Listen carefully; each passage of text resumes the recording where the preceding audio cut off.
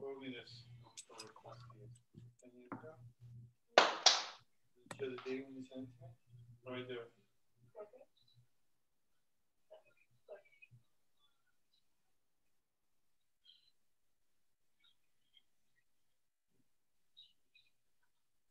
Just text me.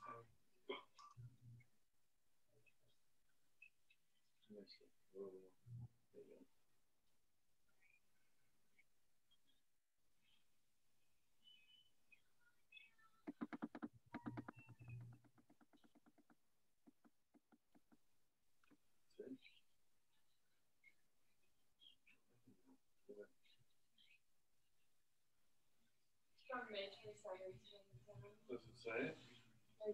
Isn't it on the other one? No. Oh boy.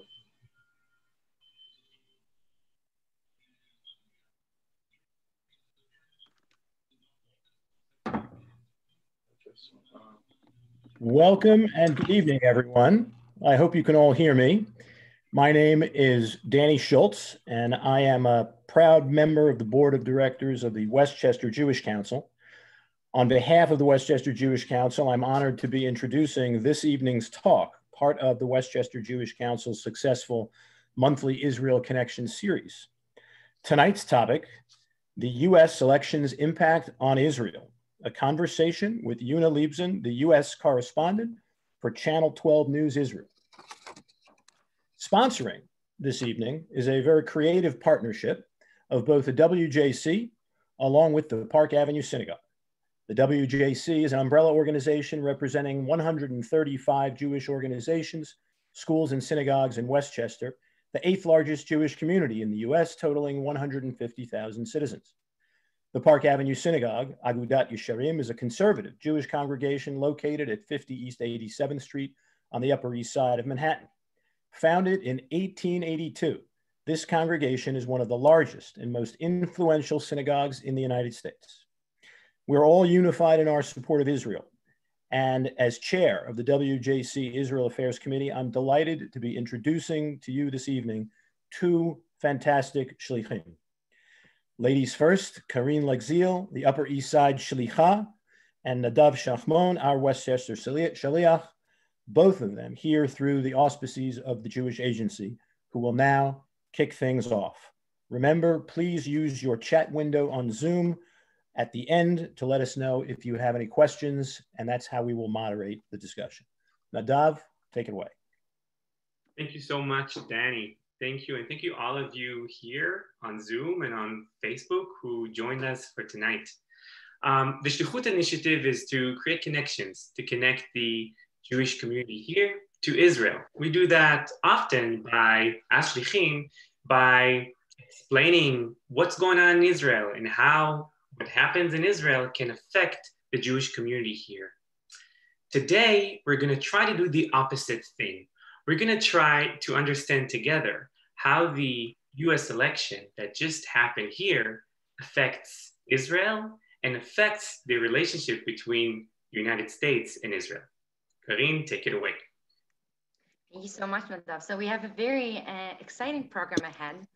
And I'm gonna start with introducing our tonight's speaker in just one moment. But before, I'll just let you know that following Yuna's remarks on the US election and possible impact on Israel and our relationship to each other, we're gonna follow up with Nadav and Yuna for a short discussion, and then we're gonna go to a community discussion. So we hope that throughout this whole program, you participate and you write questions to us in the chat box, in the Q&A box. You can write to me in private if you don't feel comfortable sharing your name.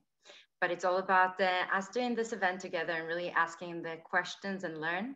So I'm excited to present our speakers for today. So our speaker for today is Yuna Liebsen. She's a TV journalist, an anchor, and a radio host. She's the US correspondent for Channel 12 News, Israel's most popular TV channel and news broadcaster.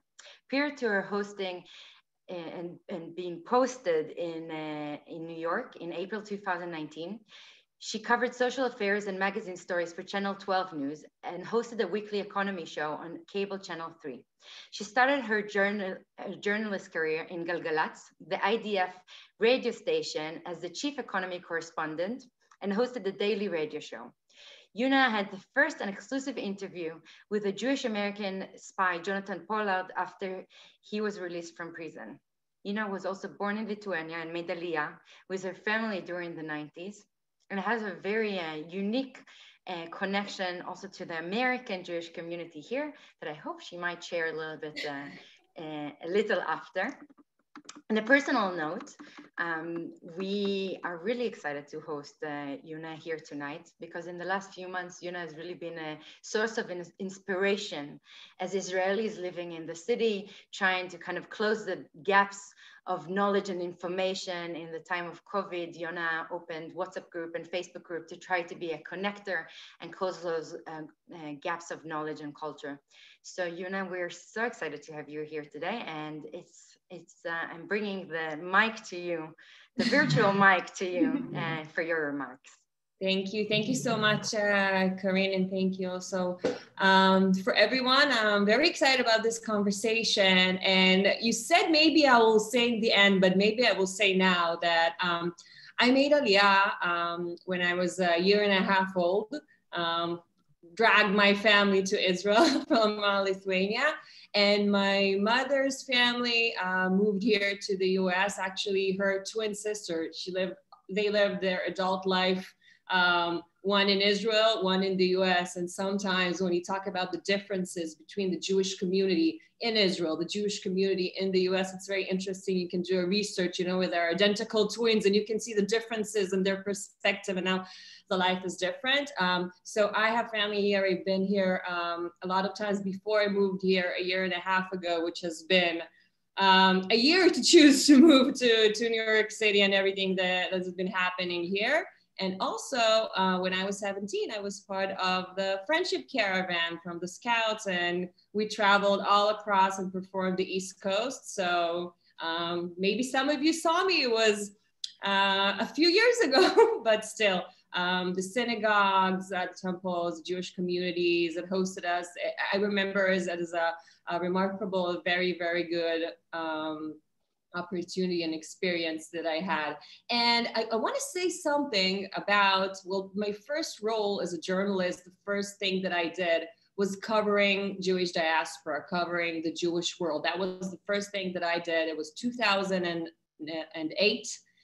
And today, you don't see any journalists covering that field in Israel. And I think that says a lot. That says a lot about the media. It says a lot about the connection that you have Israel and Jewish communities. I think there's only one, Zvika Klein, which was still then when I was and still now, and he's a friend. But it used to be something that we would cover every day, the connection and the different activities. I even traveled to New York as a journalist to cover a big event. And it's something that is not done anymore. And I think that that's something we will also talk about, why is it happening and how can it be changed, and why I think that these elections and what's happening in the US and in Israel could be some sort of a bridge, because you do see changes and it's a good opportunity.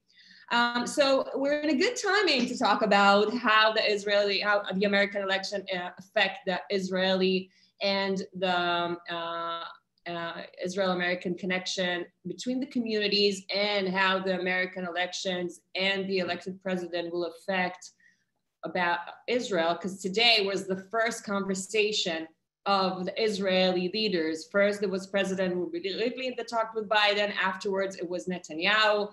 They said kind words. We saw the transcripts that came out from Prime Minister Netanyahu's office and also from Biden, how Israel is a bipartisan issue. The strong connection will always be there, that Israel can count on the US, so it would be a strong democratic and Jewish state. And we see that it's a new era. It's very different. It's a very different tone. And we will talk about how it wasn't easy. We saw a lot of critique about Netanyahu taking his time, being one of the last leaders congratulating Joe Biden. We know about the relationship between Netanyahu and Trump. And I think that Biden has a very, very long history. So I prepared a small recap just to remember how many years Joe Biden has visited and been in connections with Israel and Israelis and all the different governments that we had. And not just that, but also not just the good relationship, but also the bad ones, also the ones that we have a lot of criticism when in 2010, during his visit of Joe Biden as vice president in Israel, there was declared a big new neighborhood in the settlements in Ramat Shlomo, which was a big, big crisis, a big diplomatic crisis, and they were very angry. Of course, the Iran deal and everything that happens, and I would elaborate a little bit more. But first, let me show you this short clip of how it was. Age 30, barely 30, a sworn-in new senator. I went to Israel. I got to meet Golda Meir. I met with every prime minister since then. It was after the 6-Day War. She said to me, standing to her right, "Don't look so sad, Senator. We have a secret weapon in our battle against the Arabs." And I thought she's about to tell me something that was classified. I swear to God. She said, "Senator, we have no place else to go."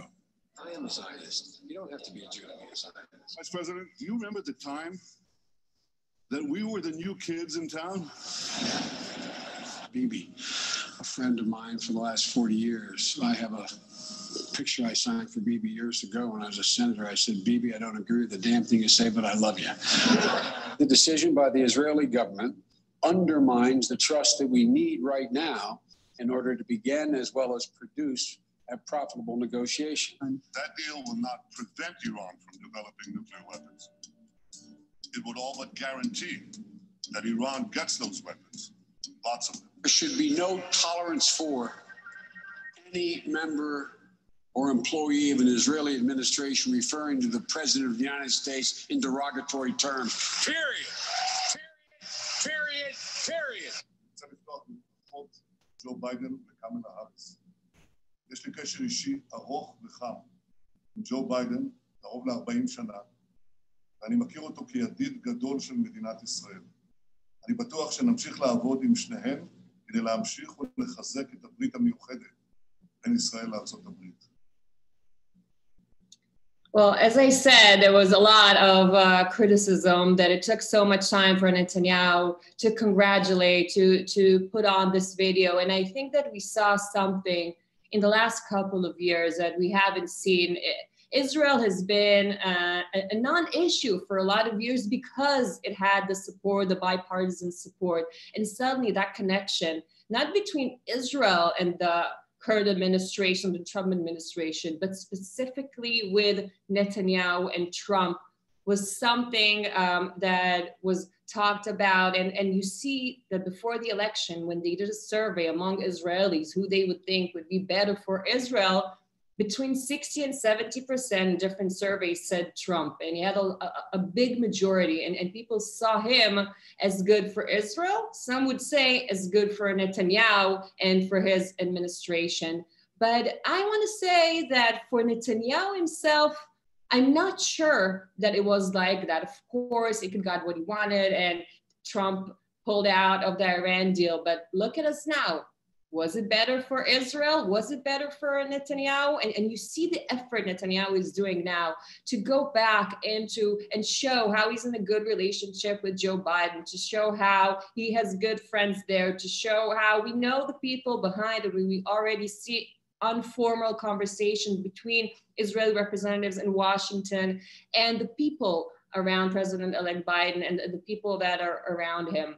And I want to show you an example, or share about an example. In the last year ago in January, I was at the White House at the signing of the showing of the plan everybody was talking about, the one that Jared Kushner talked about, how to create some sort of peace between Israelis and Palestinians. We know what happened with that, but when we were in the room in the East Wing, people were starting to talk about that Netanyahu is going to get something really big out from Trump.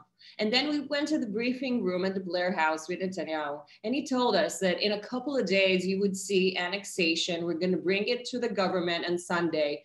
And we all know how that ended up. It didn't happen. And the critique for Netanyahu was very big from the right wing in Israel. And in that, I want to say that in a lot of cases, during the Obama administration, during Democratic administration, during even other administrations, Republican also, that were not Trump, Netanyahu and other prime ministers could say, I can do this, I can build in the settlements, I can do that, because we need to do it for the Americans.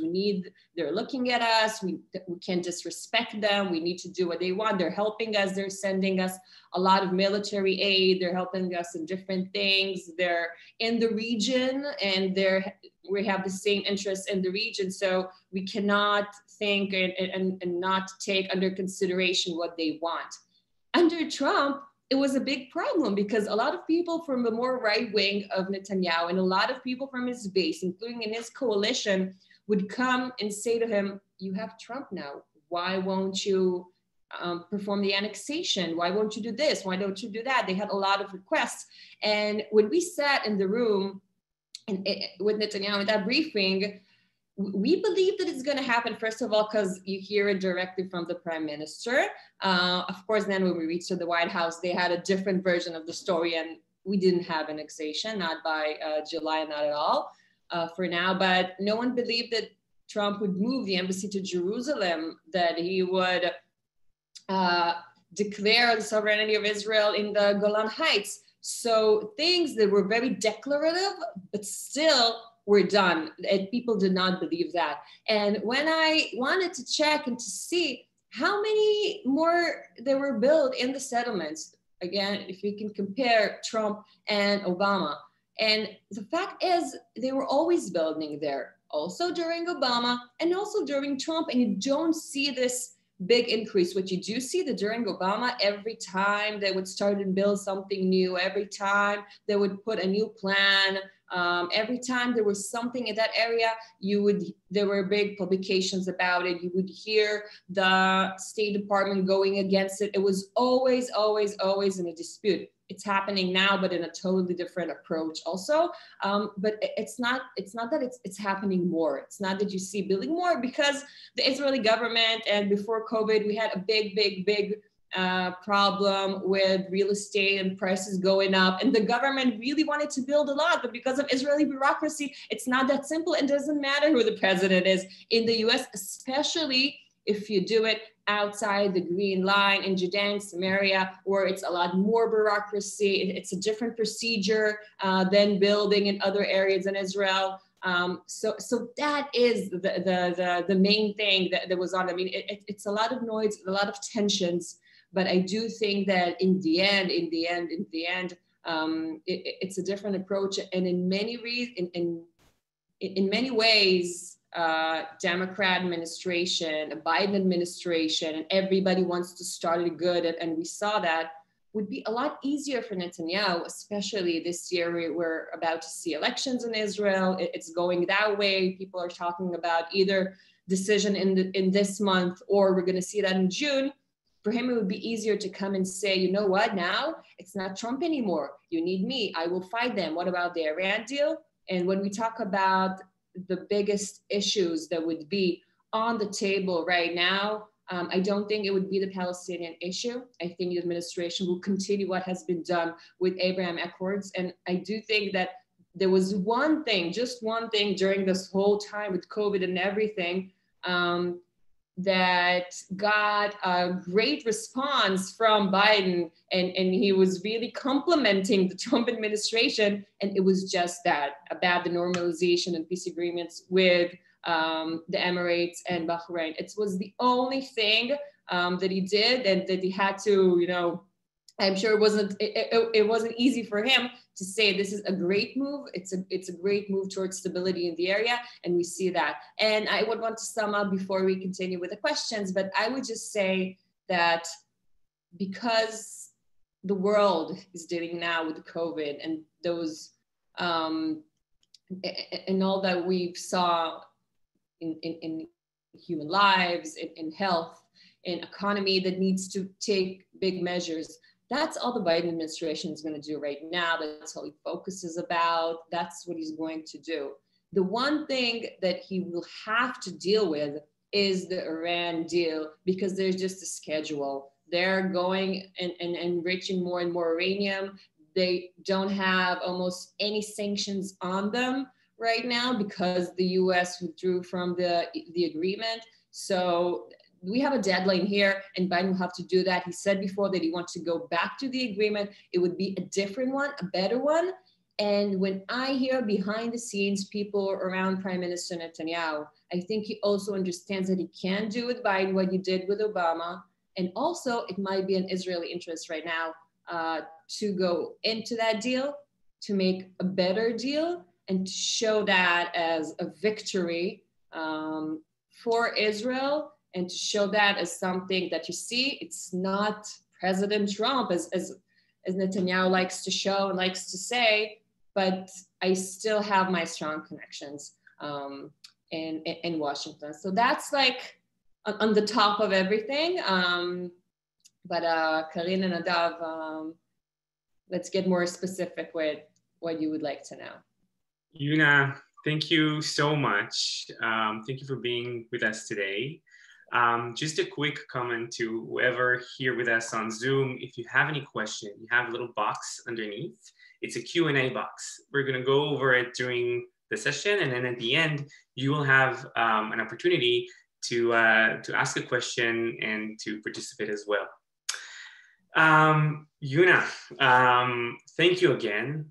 2 days after the election, it was appeared that Joe Biden is actually going to be the elected president, even though there were not any official results. And at the same day, there was on your website, it was published the next thing, the following thing: the world congratulates, and Netanyahu and Gantz are silent. And we know that Trump and Netanyahu got along personally, professionally. The chemistry was wonderful. How do you think Israel accepts the result, really? And how do you think those results will affect the relationship between Israel and US? Well, I think now we see total acceptance. We saw that Gantz was actually the first one to congratulate. And I also think that the fact that it's not just Netanyahu now. There's also Gantz. A year from today, it's exactly a year today, Gantz is supposed to replace Netanyahu as prime minister. Now he's the alternate prime minister. Would that happen? I don't know. No one knows. Even Gantz and Netanyahu were asked about it today, and they both said, we'll see, because probably there would be another election by then. And, in Israel, you never know until the last year we had three different elections. So nothing would surprise me right now. But I do think that we hear a different tone. I think that Netanyahu would not want to repeat what was with Obama. I think the fact that they had really, really bad blood between them, I think that going to Congress and speaking against the president was something that Netanyahu would not do today. Also because I think he thinks that his relationship with Biden would be better, that his plan towards Iran, and I think that is the main thing that is now on the table. He can get a deal that he could deal with. We heard the Israeli ambassador to the US saying that he wouldn't want Biden to go back to the deal. I hear a lot of people around Biden that are also saying that even if he goes back to the deal, and he said he intends to, it would not be the same thing.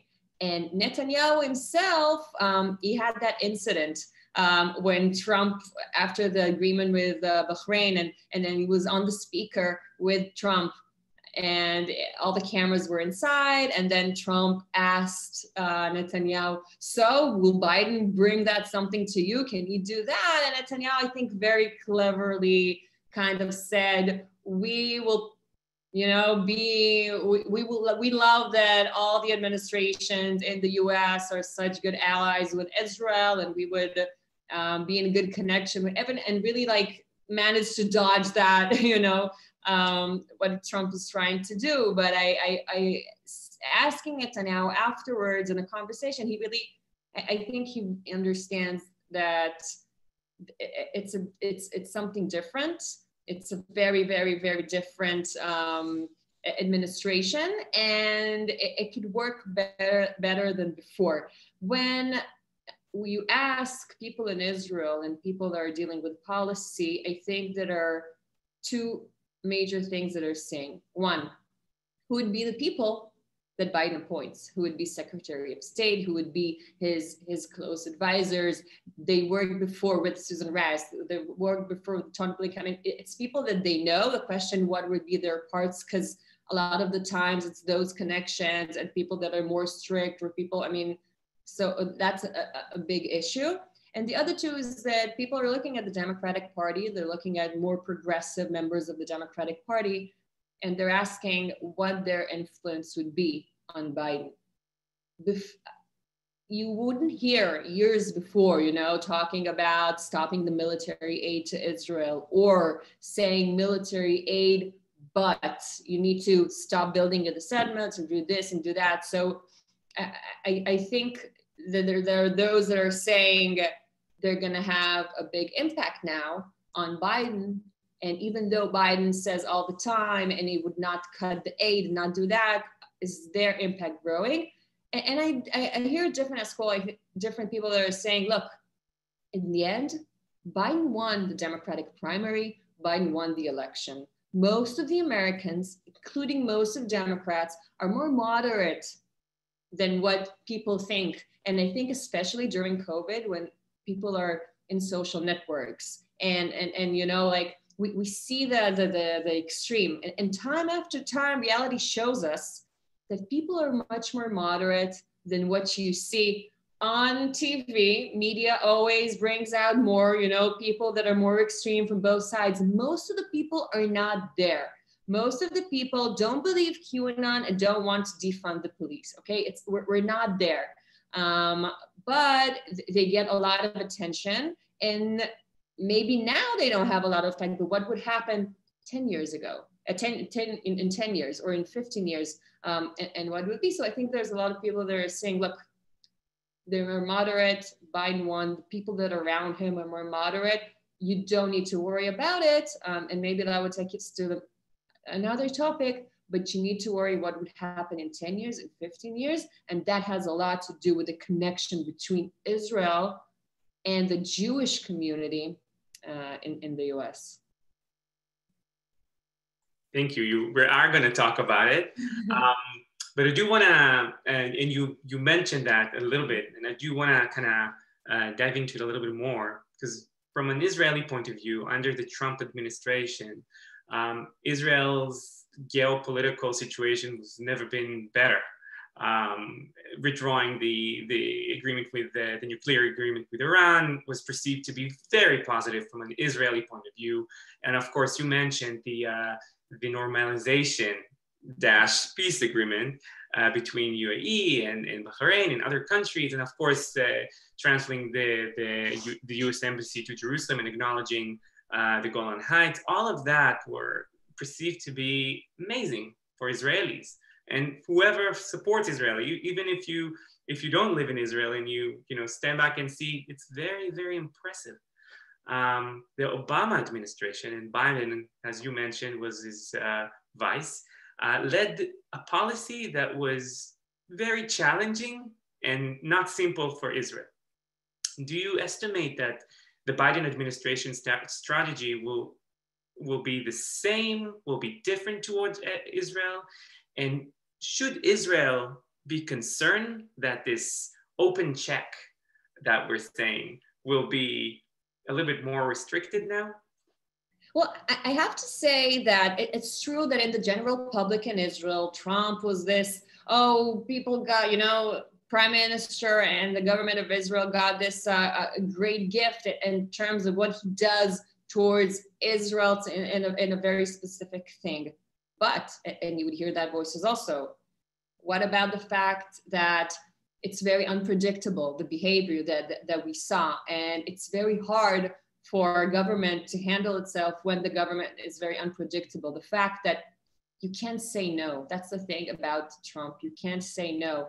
And we saw that you can't say no to him because he gives you so much. And that puts Israel in a very problematic situation, because when there's an administration and there's differences, it's always a negotiation. Israel can say no. But when there's someone like Trump, it's harder to do that. And I will give an example.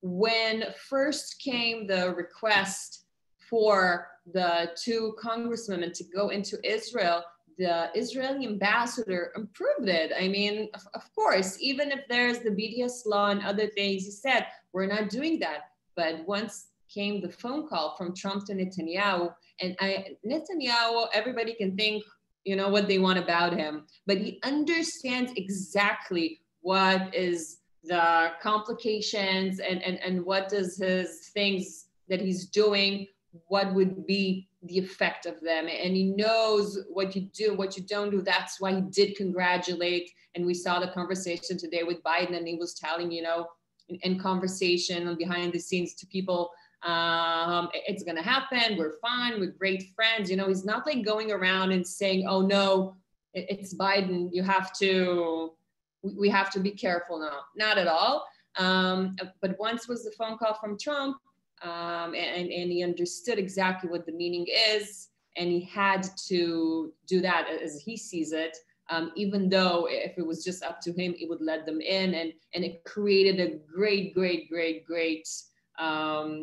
dispute between the Democratic Party and the state of Israel, or especially between Netanyahu, and that would be an effect. I think in terms of Palestinians, again, Abraham Accords, I think is going to go through. I think the Biden administration is going to continue with this. He congratulated it. I think he sees that as a good and a very healthy thing that is happening in the Middle East. I think in terms of 2-state solution, Palestinians, we saw today Palestinians announcing that they're going back to the security cooperation and coordination with Israel that stopped 7 months ago. And it was part of the whole dispute with the Trump administration and everything that's happening. So we even now start already to see things, but I don't think that, especially not in the next year or two, the Biden administration would have the time to deal with those Middle East problems, things that are not on a very precise deadline, as the Iran deal. And I would say to close that the Iran deal, it's not that we have a time, it's not just the timeline, it's the fact that now Israel is saying, it's not just us, it's not just Israel that Iran wants to destroy and we're against the deal. It's saying we have now the Emirates and we have Bahrain and we have other countries. They're also against Iran. That's part of the reason that we did that. It's a greater coalition. They're American allies. We need to do something together. And I also think that a lot of people were worried because in the end, in October, the US hasn't managed to put new sanctions on Iran. And if you're not part of the deal, but you also don't have sanctions, so that's not better than what you were before, because we see Iran going through. And that's why we saw the recent report yesterday from the New York Times that on Thursday, Trump asked his senior cabinet members and advisors, Vice President Pompeo, Jeremiah, he asked them, what are my options to attack Iran, to attack Natanz, to attack the different locations? And they said to him, this would flare up the Middle East. You don't want to do that, especially now that something that we remembered for you as president. You're talking about taking out troops from Iraq and Afghanistan. You don't want to start a war, and he didn't do that. So I think in terms of how good of a friend Trump was, It was good for Netanyahu, but it had a price, that he's unpredictable, that you can't say no to him.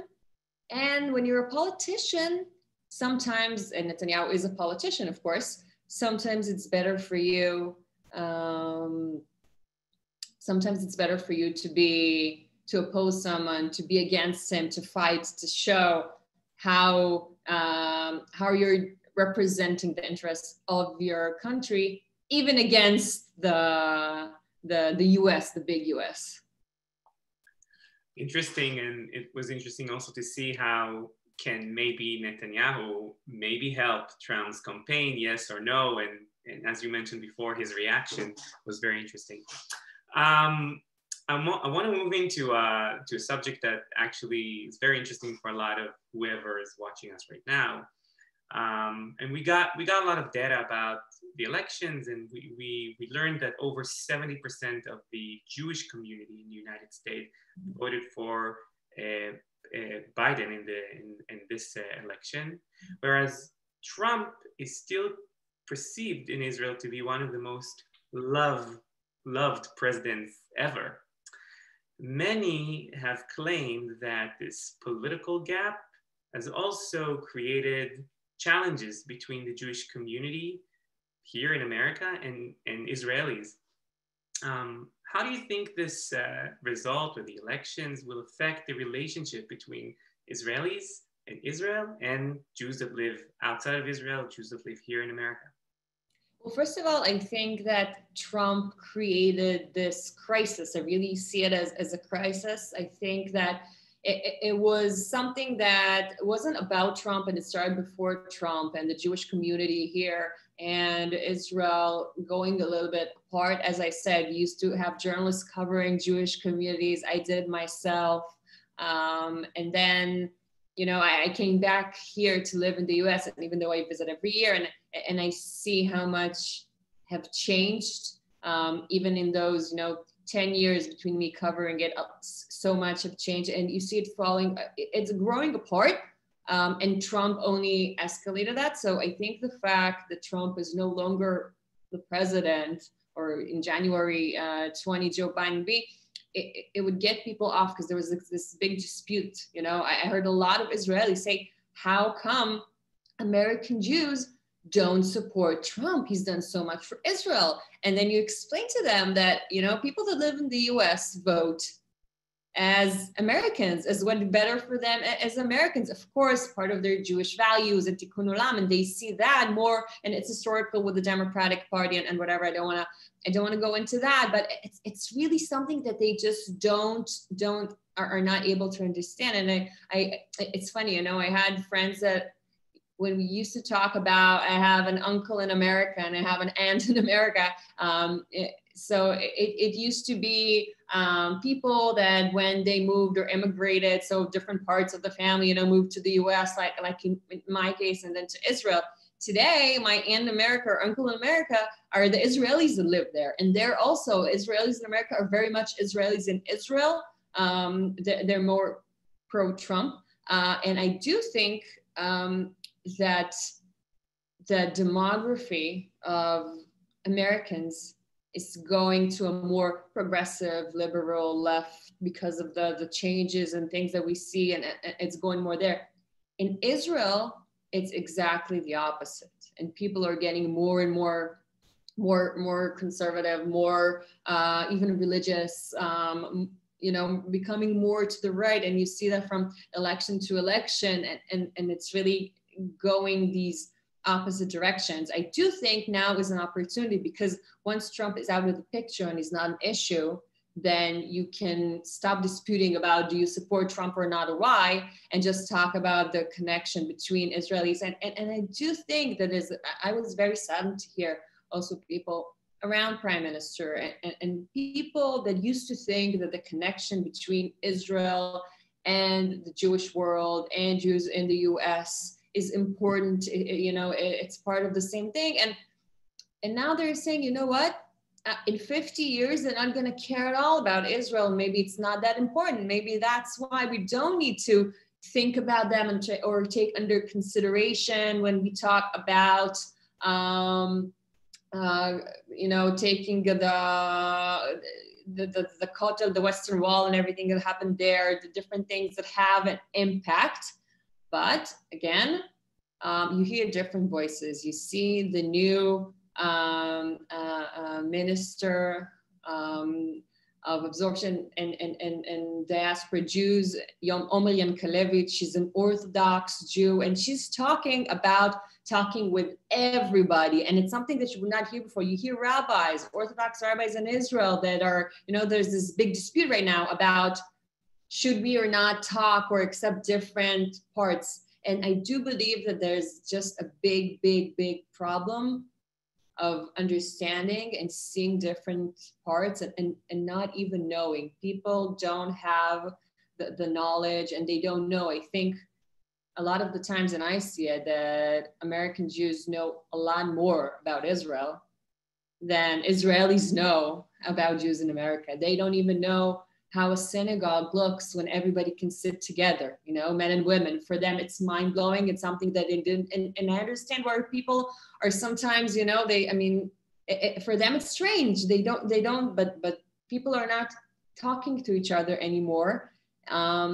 They're screaming at each other through social network. And I do think that is a big problem. I mean, the fact that we all can do this webinar and talk over Zoom, and we can do it with people in Israel and other places, it's great.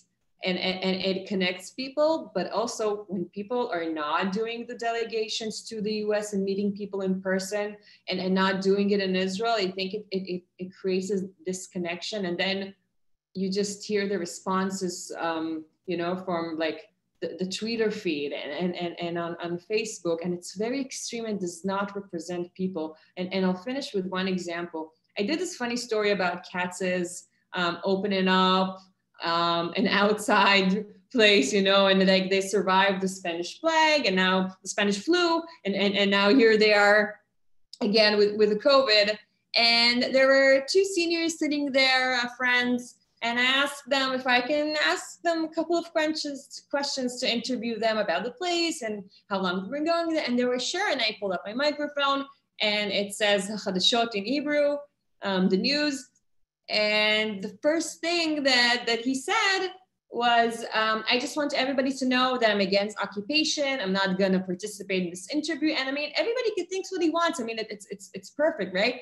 But the fact that this is the first thing that you say, it's like we're having a conversation on Twitter, okay? It's like we're not real people in person trying to have this conversation. And I'm like, and I feel, and I see also politicians and the way that they talk, and I see leaders and see people, they're becoming a little more extreme, and then they're using the same language that you can use when you don't know someone.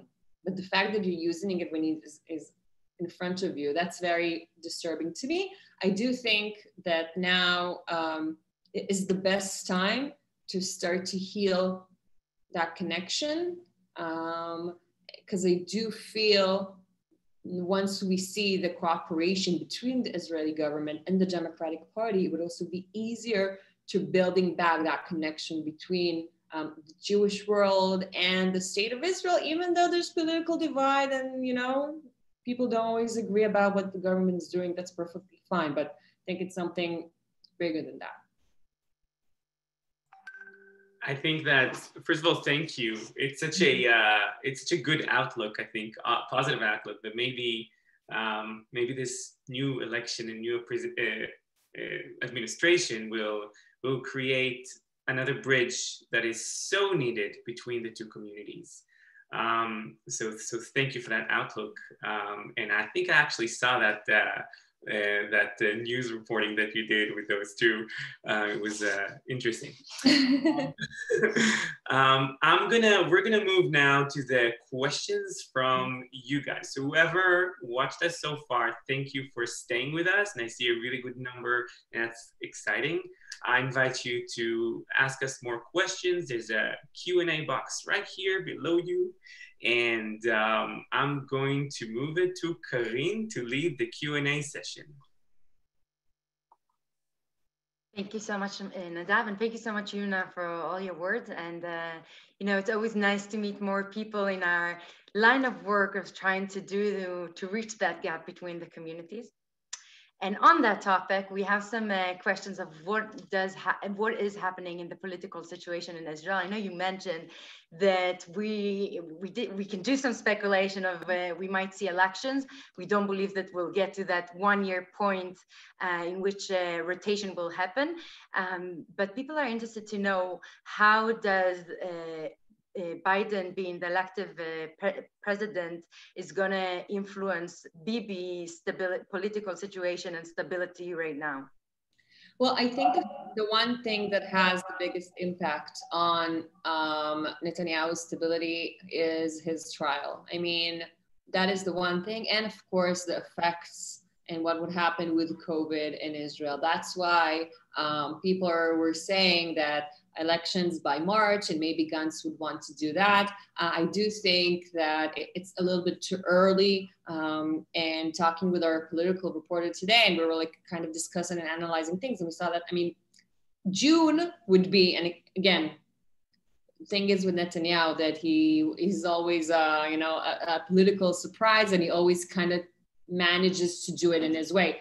I think for him going into elections in June, where he could be after maybe a vaccine is already in effect and in Israel, and you see less of impact of COVID, would be something that he would want to take that into that way. I mean, there's a dispute about different people that they want to nominate, and everything has to be that they agree on it. Right now, it's not a very comfortable political situation for Netanyahu, but I do think that it would have to be with his trial. I mean, people are talking about that in the end, he would have a plea deal, and which would force him to step down. Also, if he is prime minister, if he's not prime minister and he's the ultimate prime minister, what does it mean if he's convicted?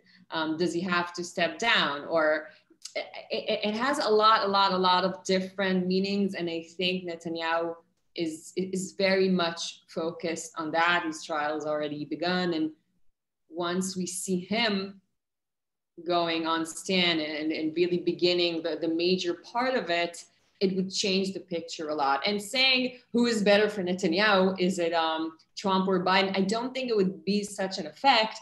And we joked about that when people are asking what is better, and we said both are better, because Netanyahu would say, if Trump got reelected, then he would say, see, I'm his friend. We have personal ties. He's in the White House. You should elect me again because I'm the only one that has that special relationship with Trump, and we can do that. And that's another mark for what I said before about, is Trump good for Israel? Not at the end, Trump did what was good for Trump for different reasons, and a lot of voters and a lot of other things.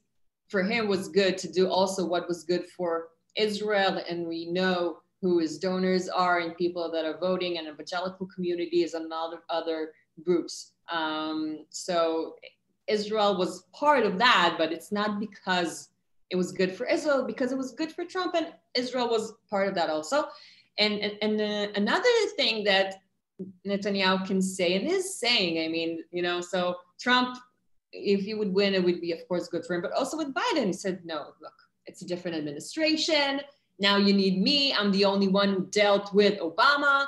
I know how to deal with administration that would not be, or maybe will be a little bit more hostile. We'll try to, I have my power. I'm already a world-known leader, not like other people. But again, Netanyahu is not in the same situation. When he went to the peace summit, not the one that was in September, but the one that was in January when the plan was introduced. Gantz also was there. He met with President Trump. That's something that never happened. No foreign affairs minister, no one has ever met. And I mean, it's something that is really, and the fact that people are calling Gantz the alternate prime minister, it puts him in a different situation. So you know, the simple question would be, it's bad for Netanyahu, but I think it's a little bit more complicated than that, because also he knows how to politically pull it out, you know, what's good for him out of every situation as we see it. I really appreciate that nuanced answer and kind of a deeper understanding of the situation not being simple. We have so many additional questions and some fantastic questions in the chat, but unfortunately we don't have a lot of more time. One subject that we have a few questions about from Charles and Joyce is about the Haredi and ultra-Orthodox community, both in here and in Israel, and how did this recent election, what is the trends that we saw, and are we seeing any similarities between the community here in New York and between the community in Israel? I see a lot. I see the big support for President Trump among those communities. I think for them, it was also very important to show their community in the protest. I mean, they took it, even, you know, when they talked about the specific lockdowns, and that, you know, it's something that Democrats are doing against them. And we saw that the big support. We saw the advisor to Trump campaign, Boris Epstein, that told me in an interview, you would see higher percentage of support among Jews for Trump than ever, which wasn't true. We still see the big support for Biden. He said it would be 50-50. It's far from that, but we do see a big support for Trump. I think it's for Israel, but I think a lot of the people, I mean, most of the people that I talked with Orthodox community, and they just said, it's more of the thing of, you know, private schooling, private community, living and further away from regulations, especially about everything that has to do with school and a way of life. It's good for other religious groups. It's also good for them. I think in Israel, it's also part of a lot of Orthodox Jews in Israel. They support Netanyahu. They will vote for their party, but they see Prime Minister Netanyahu. And because that connection between Netanyahu and Trump, and also how it works. And also we see the good connections between the Orthodox communities and Hasidic communities in Israel and in the US. There isn't a connection. And when they say we support Trump, so in Israel, they also say we support Trump. Thank you so much. That was super helpful to understand the nuance here. We have a few questions about, we're going to go back a little bit, but kind of we have an anonymous question about kind of the bad blood between Obama and Netanyahu. And I would even take it broader than that and try to understand, when we're thinking, you said before about the Republicans or Democrats and who's good for Netanyahu, or bad for Netanyahu, who's good for Israel, who's bad for Israel. Are we seeing, is it more a personality kind of a thing? Do you think there's something that is really clearly Democratic Republican, or is it something that we can maybe refer to kind of like personality differences with different leaders that we had here and there? So it's both. I think that part of Obama's and the things that he did, you know, that speech in Cairo and really putting a big stress and thinking about the things that he would do in Israel and the Iran deal. So it wasn't just his personality. It was things that he saw that Netanyahu really believed that were terrible to Israel. And on top of that, there was the personality issues. I mean, speaking in front of Congress against the president of the US is a very, very, very rare thing. You don't do that. It's very disrespectful. We saw now remarks that Obama made in his new book against Netanyahu, that he thinks that he's the smartest and you know, the most powerful and whatever, and that he can do whatever he wanted. And I think it was the first time that the bad blood, maybe, it wasn't just behind the scenes. I mean, there were a lot of disputes between Bush and Sharon and Israeli administrations in the US for years. It was always kept as something behind the scenes. And now it was very publicly made. You know, people will go, I mean, you would see Secretary of State every time the State Department would put out a notice, every time there was a new plan that was approved of building in the settlements and other things, that's why I also think that people today don't have a good idea of who Biden is, of who his administration is. They see and hear a lot of fake news. I thought that COVID would be a good way. You mentioned my WhatsApp groups of people not realizing what's true and what's not. It was my, small way of telling people what is really going on in New York, what is really the situation. And I think people today are, I'll give you one small example.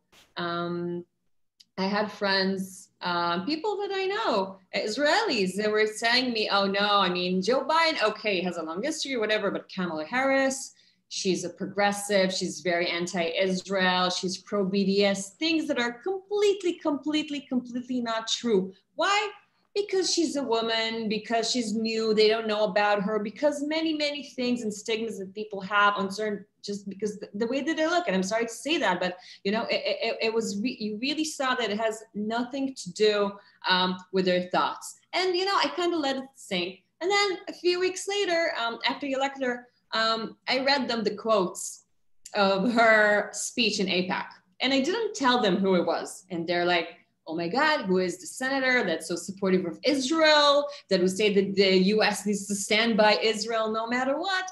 And you see that once they hear that, I mean, I told them, right-wing politicians in Israel would sign on that speech, would say that themselves, and really not, there's a big misinformation and misunderstanding what's going on. And, it's a long time since we had a US correspondent here, and I tried to do my part in representing the picture and to making sure as much as I can in TV to have a more complicated discussion, a more complicated picture. Things are not black and white, true or false. They're more complex. It's always in the middle. It's always in the grays. And people don't like grays. Am I for it or am I against it? And it's a much more difficult story to tell. But I do hope that now we will get the chance to tell a little bit more complicated story of what's good and what's bad. And for people also to look at Israel and understand that it's not good or bad. It's complicated, and then things that we can be against, things that we can be for, and, not just to throw it all away and to give up on Israel, as I fortunately feel that a lot of people, especially young people here, have done. And for me, that's very sad. Thank you so much for keeping us in the gray throughout this whole conversation, and giving us kind of those, perspective of both sides and trying to reach the gap. If you have any other words for our audiences before we conclude, with words from Rabbi Charles Savanor from Park Avenue to greet us and conclude. So if you want to say anything else kind of before we finish. So I really want to say that I do think that the impact of the election would not be as dramatic, and would even create new opportunities, because the administration would not be so focused on Israel as Trump administration has been. I think it would create more opportunities. I think because there's a big dispute, and, talking about Trump sometimes got people, so, in such a way, people that are for him, people that are against him, very emotional about it. Part of the conversation, and talk about Israel and the Jewish community in the US without having those politics in the picture, it would make things more easy. And I do hope that there's more, talks like that and connections, because I feel that today a lot of people here don't understand what's going on in Israel. They don't really know all the politicians and all the forces that are going there. And of course, a lot of Israelis, and most of them, they know the US as tourists. They don't know as much about the culture. And I hope we would find more ways to create that bridge. I'm saying that on a personal note, and not just, as a journalist. Thank you so much. I'm seeing that Rabbi Savanor has some difficulties maybe unmuting for some reason. I'm sorry that we won't be able to hear from him. Can you hear me? Oh, we can. But the video isn't working. Wait, oh, there we go. Great, fantastic. So let me, first of all, I want to thank everyone for being here. And actually on the screen on my computer, I have you, Karine, but you're frozen. We at Park Avenue Synagogue and on the Upper East Side wish that you were frozen here in New York for as long as possible. We love having you with us, and we're so grateful for everything that you help bring to our community. Yuna, this has been an amazing conversation tonight, and it's my family came from Lithuania just about 90 years ago, so it's always good to speak to another Litvak. Pleasure. I wanted to conclude tonight before I thank everyone for being here, and everyone who, in addition to thanking everyone for being here and everyone who participated. My father, Zichrono Livracha, passed away just about 25 years ago. And my father and I had a vigorous, ongoing debate about the movies, about what's better, the previews or the credits. And I, for one, I love the previews. I think you go to the movies basically just to see the previews, right? It's amazing to know what comes next. And my father loved the credits. And at the end of the movie, I remember distinctly, any movie, he said, we have to stay for the credits. It's so important because he would point out, he had a lot of joy pointing out all the Jewish names on the screen. And that was actually, it meant a lot to him to see the achievement of Jews and the achievement of other people. And I think about that, I was reminded of that this evening, because this discussion about the impact of the U.S. election on Israel is in some ways about the previews and the credits.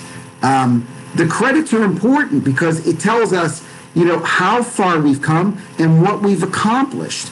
But the previews tell us what we can look forward to. Not whether we're going to like it or not, right? Not whether it's going to be effective. Not necessarily that it's going to achieve all of its goals, but what we can look forward to, what we hope to see. And I think all of the people on the panel, all the participants, all the organizers, and especially you, Yuna, gave us the opportunity to frame the previews and understand what the possibilities are.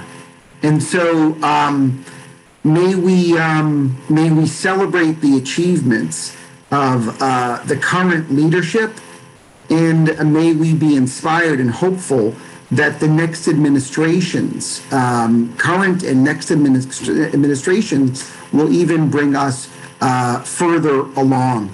And what's amazing about tonight is that we're not talking about we are talking about two distinct countries, but we're talking about two nations that have a very strong bond. And as American Jews, or Jewish Americans, depending on where we want to put the hyphen, we're talking about a country that means so much to us because it's home in a completely different way. And our destinies are wound up together. And so just want to thank everyone for being a part of a wonderful evening, an informative evening, an inspiring evening. And we hope that you'll continue to participate either through the Westchester Jewish Council or through PAS in our Israel Today and Tomorrow series. So thank you very much. And I think I'm passing it over to Elliot Forsheimer, who is a dear friend of mine and a teacher and a mentor. And thank you all very much. So thank you. Using a Middle Eastern analogy, thank you all for for providing this oasis in the middle of a tough time.